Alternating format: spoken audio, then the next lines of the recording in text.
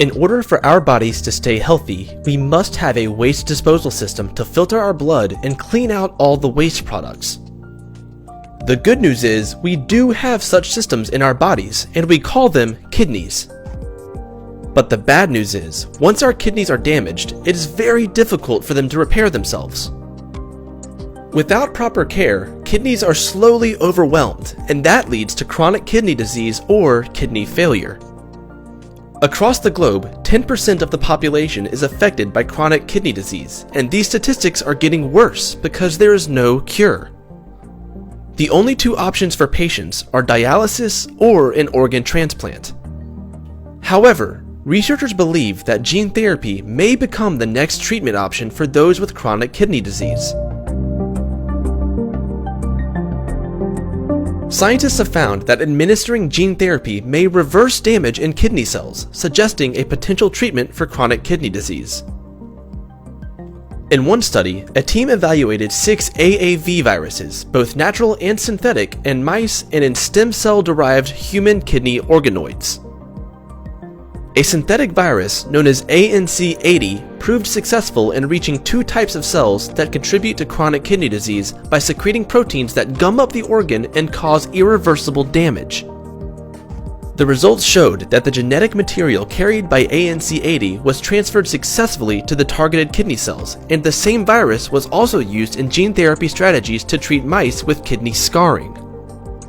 Our kidneys do have a natural ability to repair themselves, but only to a limited degree. Stem cells have the ability to convert into any type of cell in the body. A number of different types of stem cells have been tested in animals and in clinical studies for potential use in treating kidney disease. Among all the cells under investigation, a type of cell named mesenchymal stem cells, or MSCs, have shown the most promising results to date. Studies suggest that MSCs may be able to enhance the ability of the kidney to repair itself. Researchers investigating the therapeutic effects of these bone marrow-derived MSCs in treating kidney disease have suggested these cells may release proteins that can help kidney cells to grow, inhibit cell death, and could encourage the kidney's own stem cells to repair kidney damage. Researchers have also identified some cells in the kidneys that showed a regenerative ability. These cells, which were characterized by the expression of a molecule called CD133, were able to survive injury and create different types of kidney cells. When researchers further investigated these cells, the team found that CD133 is an important factor in helping damaged kidney cells to recover.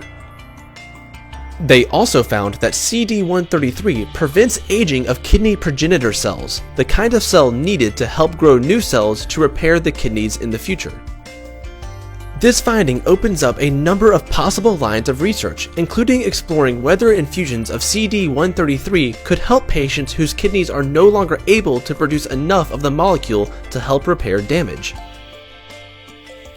Hopefully, patients won't have to wait too long for these breakthroughs to bear fruits.